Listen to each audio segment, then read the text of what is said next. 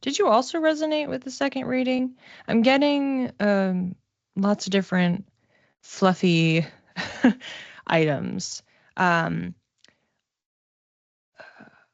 I'm seeing something that like it kind of looks like a dog bed. I don't know if it is a dog bed. If you have a dog, if not, it's something comfy to lay in, maybe for you.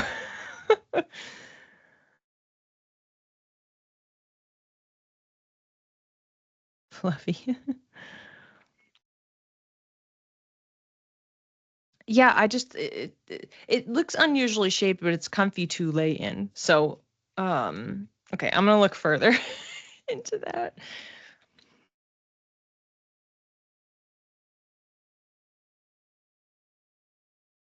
Yes, I am getting stuff about unwinding. So I'm seeing like there's a thread and there's a gigantic knot woven in the center.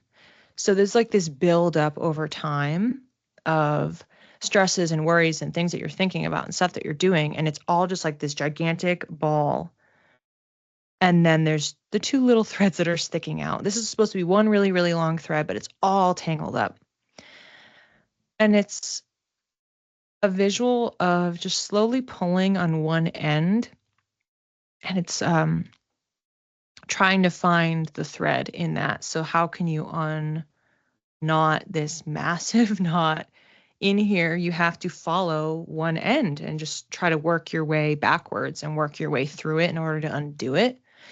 Um, So it's like a unspooling is kind of how it's coming in, but obviously a spool is nice and it's just going around and around, and this is more tangled.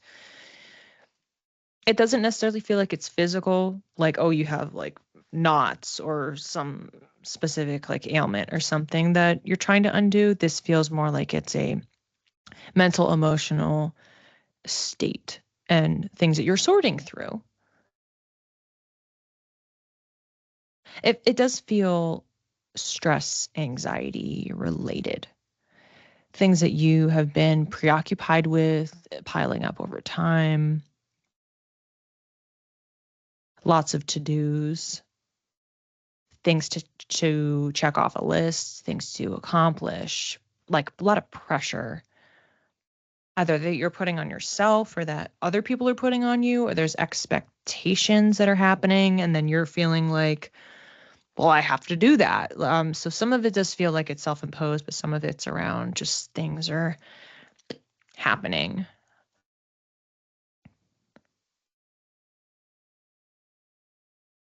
Let's see here. Okay, lots of people resonating. Cool. Tanya last night I entangled knot and yarn had to cut.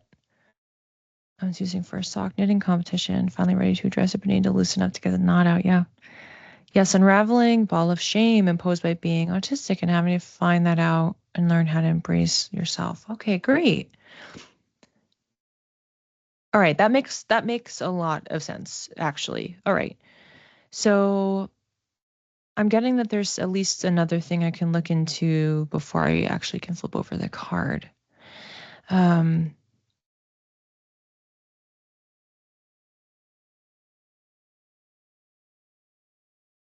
okay, so recommendations for how to do this unspooling, untangling, getting the knot out process.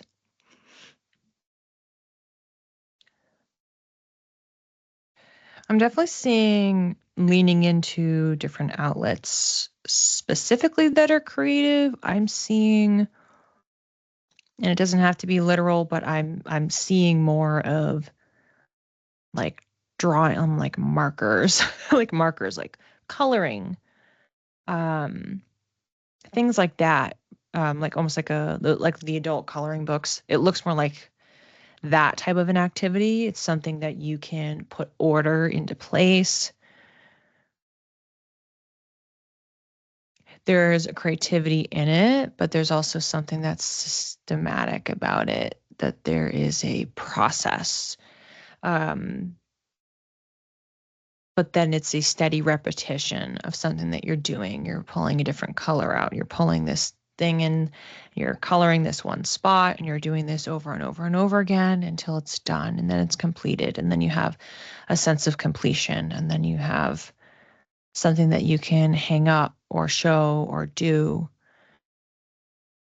that you can look back on and reflect. And it's like capturing a certain period of time and effort and dedication to something.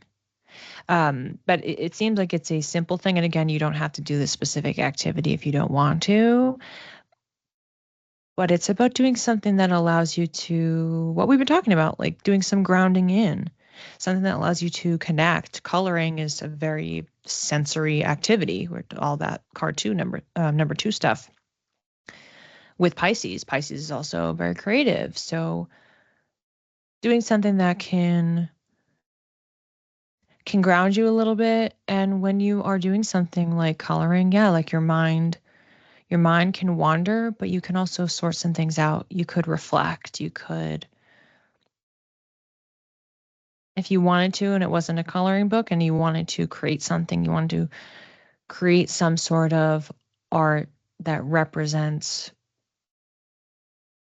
who you are, represents the shedding of, like you were saying, how people have treated you.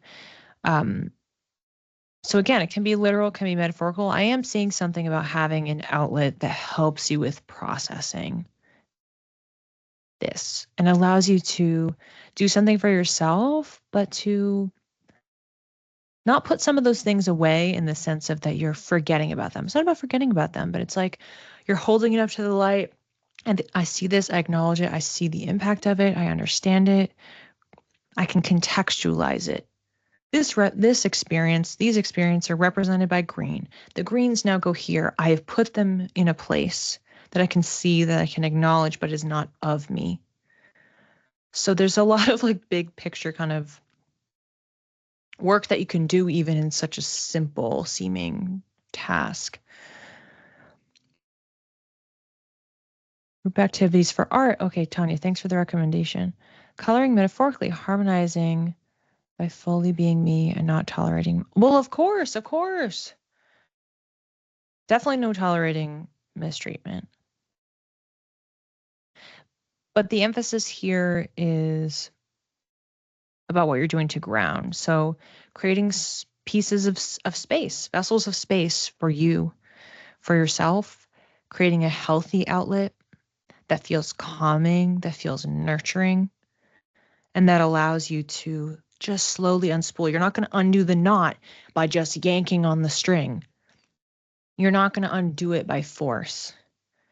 It's a very gentle, intentional process of finding the thread, following the thread, slowly undoing it. Oh, and then you have to backtrack because you thought the thread was going that way and it's going another way. It feels very gentle, and it feels like, you give it the appropriate time, and it becomes a healing practice and healing process.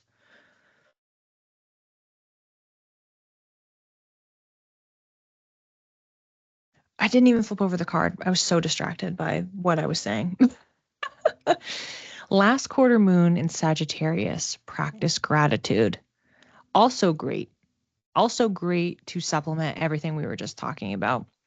When you're in gratitude, you are not just dwelling on, oh, I can't believe this happened. This is horrible. Well, what have I learned? How have I come out stronger on the other side? You know what? I'm grateful that that person said that thing to me that one time because it inspired me to do this, to do that, to advocate, to stand up, to say, oh, you think I can't do that? Well, I'm going to prove you wrong. There's a reframing here. Gratitude work is it's very mental. How can I reframe what's happening? What has happened to me? How can I recontextualize it? Because when we have hindsight 2020, we can realize something that we thought was an obstacle or a punishment or a point of frustration was actually a really important turning point.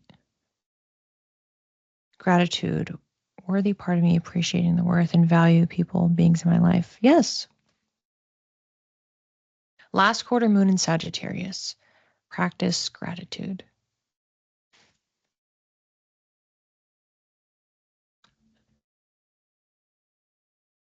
And I'm glad other people are resonating with all these other readings. That's what I mentioned at the top. It's like, even if it's not for you, it can be for you too. You showed up to class today.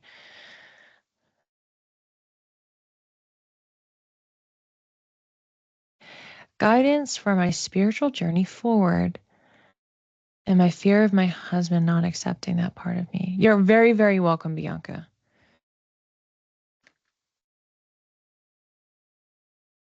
Yeah, Leslie, I can definitely relate to the general fear with that for sure. Okay. Let's get us a neutral starting point. Guidance for my spiritual journey and my fear of my husband not accepting that part of me. Okay. I am just seeing you. It's like a light is turning on inside. And so then you start radiating. So, regardless of where he's at, what he's doing, how he thinks about things, it's like it's just going to be shooting out of you. Like you're not going to be able to hide it. And it's making you into a bright light. It becomes how you are being, how you are operating, how you are, we were just talking about how you're framing things, how you're thinking about the world, how you're approaching situations. When you're coming from a different perspective that is connected to the divine, but then also grounded in ritual, grounded in routine. And that it doesn't inherently change who you are as a person. It just is a transition to how you respond to things and how you approach things.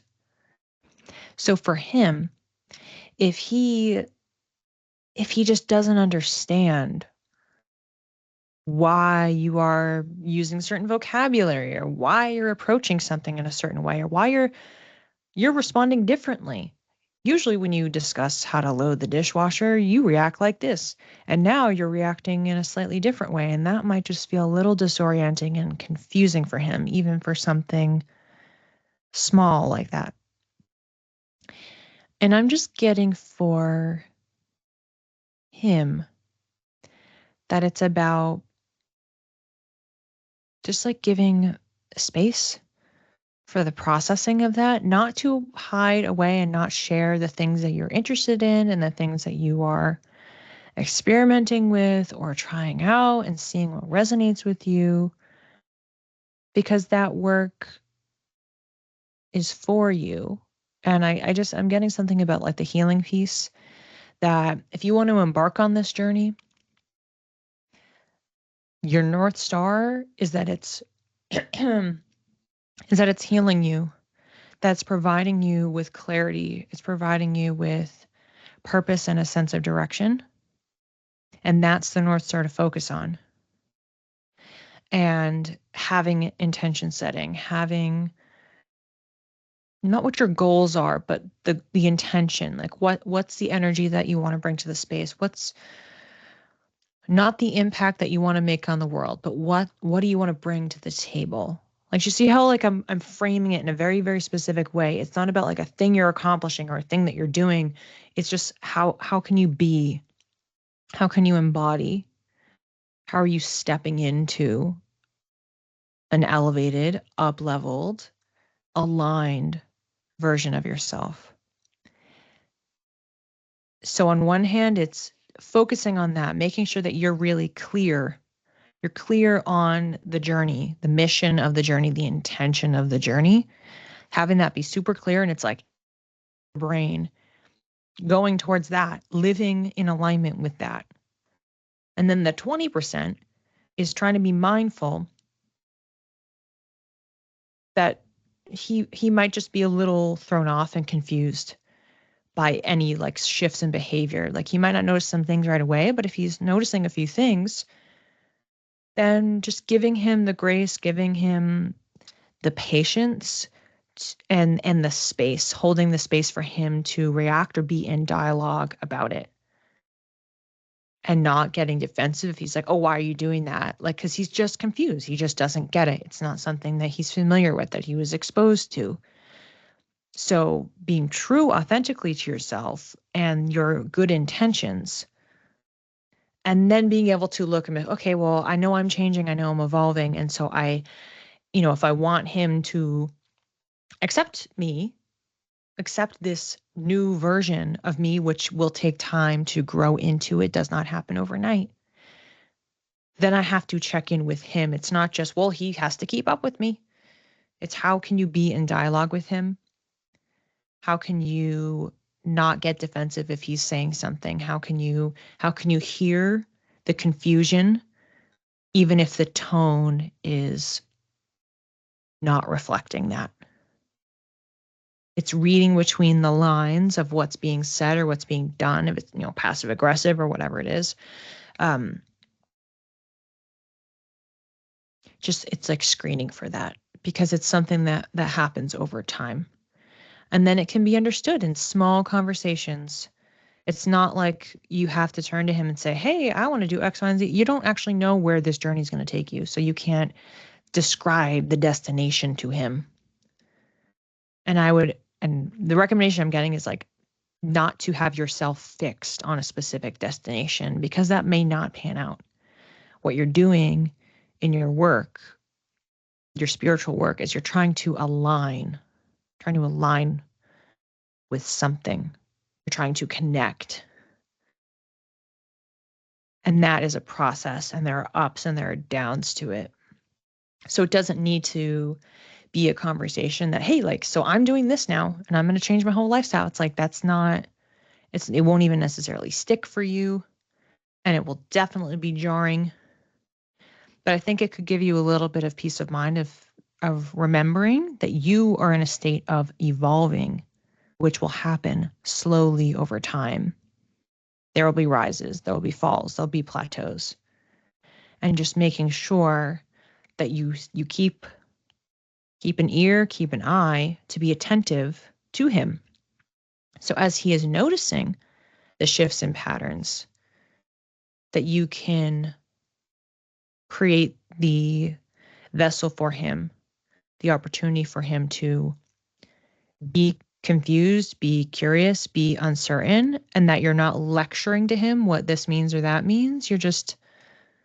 You're meeting him where he is to explain whatever the thing is, whatever the behavior is, whatever the language was that was used. And if you are trusting your work, you're trusting your path, you're feeling aligned, you're feeling strong, you're feeling empowered, you're feeling motivated, you're feeling inspired, you will just want to follow that. You'll want to follow it, and you'll hope that he'll learn incrementally in bite-sized pieces over time, and that he'll want to come with you or support you, but not that it's about tolerating or not tolerating you. But again, I just keep getting that it's like none of this is overnight. This is for you. Your journey is a process. For him in following you and realizing some of the shifts, like it's not like it's going to hit him over the head. That is a process too. So just making sure to really be patient and explain where you're at in the moment. This is the thing I'm trying now. This is something I'm experimenting with. This is something I'm interested in. Not I am becoming this. You don't know what you're becoming. So when you're speaking to him, what keeps coming through is just explaining where you're at in the moment. Because that moment, what you're doing at any given point in your journey might shift. Yes, I need healing, and I keep telling your 6-year-old the world needs more love. Yeah. Trying to express more love in more areas of my life. My husband is very against religion, but more open to my tiny moments of exactly. And I would say personally, I think that there is a difference, like especially for somebody who, like, I've talked to people, like for me, like I go on online dating apps. I'm like, all right, well, if somebody is super religious or somebody is atheist, like there can be quote unquote issues on both ends of, do they accept the work that I'm doing, intuitive work, because they might view it as like, oh, it's like a certain belief system, or even astrology. And that's not a belief system, but some people think it is, and it's not. So I have to be mindful of that in the same way that you're talking about, which is, okay, well, I want to meet them where they are. I want to understand. So I'll ask them like what they understand about some of the concepts, what their experiences are with some of the concepts, and then see what they are open to understanding. And then I can share And by ways, what my current lived experience is, or things that I have learned that have led up to where I am right now. And then you let them digest it.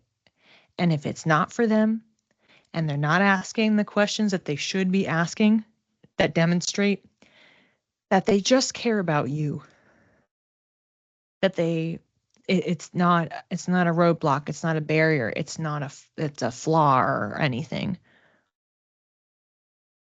then those are the things that you're looking for to say, okay, like, are they with me? They don't have to do the things that I'm doing every day. But as long as they can rationalize and understand what I am doing and why I'm doing it, and maybe I won't do it tomorrow, but just because I'm experimenting, I'm testing things out, I'm working to grow myself as a person. Anyone that has an issue with that perspective, they get threatened in some capacity by you trying to grow as an individual and evolve and experiment with things and get out of your comfort zone and do something that may be considered taboo to other people. That's bravery, and they may be intimidated by that. That's a whole other thing. And a perfect card for this reading. Full moon in Sagittarius. See the bigger picture. So that's what we're talking about here, is if in the grand scheme, your bigger picture, not your destination, but your bigger picture is, I want to connect with the divine. I want to connect with spirit. I don't know what your spiritual journey is entailing. Whatever it is that you are looking to do, that you're looking to grow and learn, Sagittarius wants to expand. It's just keeping an eye on that bigger picture. Not the road to get there, not viewing it as a destination, but like, in the grand scheme, what's the North Star that you're generally following? And as long as you have that, as long as you have a sense of direction and inspiration, we've been talking about that a lot today, then you're following it, and you'll want to follow it. When you feel inspired by something, you want to go towards it. You want to follow it. And in the grand scheme, this happens with friends, this happens with partners, this happens with family, this happens with coworkers.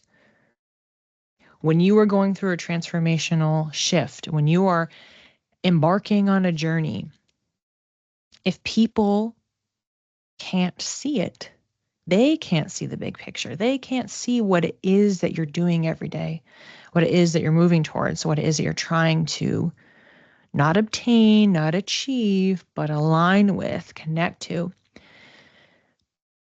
They just won't get it. And some of those relationships may fall away. Some of them may end. Some of them may be strained, and then they come around because they need the education, and they need it to come in the way that they as an individual specifically can. And it can be a lot of work.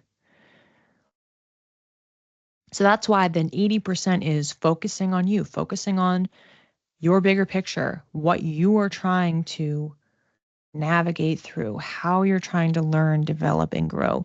And the 20 is checking in and saying, hey, I want to create a platform for you to meet me so you can understand where I'm at today, because I changed from yesterday. I'm changing to next week, next month. And so just allowing those opportunities to check in, to ground into, oh, this is where I'm at. This is what I'm feeling. These are the things I'm thinking about. This is what I'm learning. This is what I'm exploring. This is my big picture. And it's okay if they don't see it right away. But at least if you give them an opportunity to see it, you're not just shutting the door or feeling like you're so far away from them and then they can't reach you. And then that's what leads to disconnect. They just don't get it. They don't have to fully understand the big picture. That's why if you're just like, well, this is where I'm at today, then that feels a little bit more obtainable. Would love to tune into my intuition more, meet my spirit guides, trust the process. I feel you, Leslie. Trust is very important, and part of that does fold into the bigger picture. When you're trusting the process, you're trusting things that are bigger than you, beyond you. It's tough to do that. But if we are living in fear, like your initial question was like the fear that he won't accept you. If you live in that, guess what that means? You're not going to be able to grow. You will hold yourself back because you will shrink for him. You will do the things that you're interested in, explore in private, in headphones, in another room, out on errands. And that won't help you to expand, to take up more space. So you want to be able to be authentically yourself, exactly what's happening. Yeah, that's what's important. So that 20%, making sure to have the conversation. Have the conversation over time, many, many conversations, meeting him where he is so he can understand. Because if you've been doing things in secret for 6 months, then all of a sudden, if he sees something, he didn't get to see the transition. So it will feel like a shock to him of like, whoa, what are you doing? Versus if you just kind of were doing stuff and saying things and shifting over time, it's like almost like you'll notice it less because it's a gradient versus jumping from A to D. Someone's going to notice that.